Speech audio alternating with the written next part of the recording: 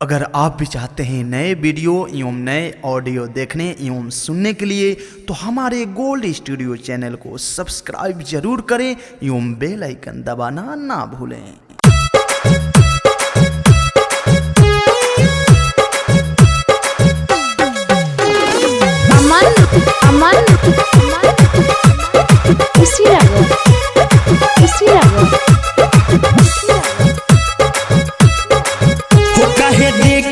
बड़ा पगलाई लगे कहियो के नइखे भेटाई हो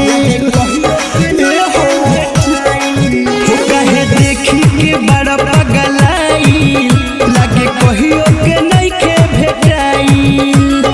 कर तू सबर ना हो कबे खबर, कर तू सबर ना हो कबे खबर, अभी होई नहीं हो वाला काम रजाऊ।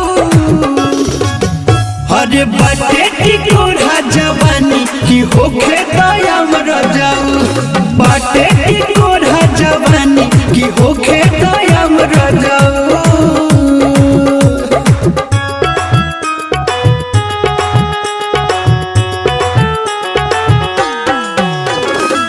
पटेल रिकॉर्डिंग स्टूडियो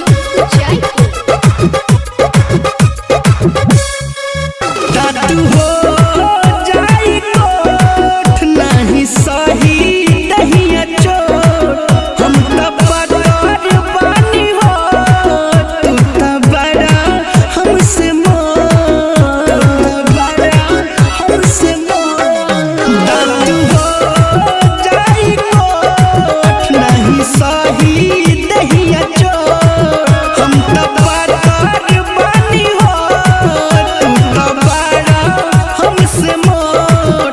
अभी पिया ना उठावा के जाम रजाऊ। अरे बाटे टिकोरा जवानी की होखे दयाम रजाऊ, बाटे टिकोरा जवानी की होखे दयाम रजाऊ।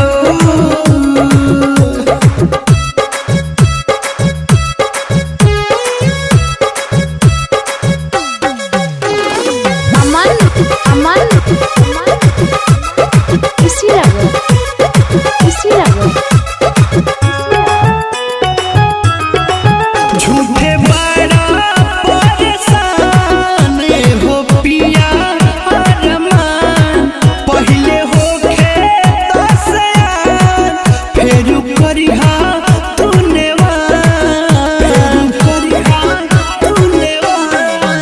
झूठे बड़ा परेशान ए विकास अरमान, पहले होखे दसयान फेरू करिहा तूने वान, अभिला नहीं ओकर नाम रजाऊ।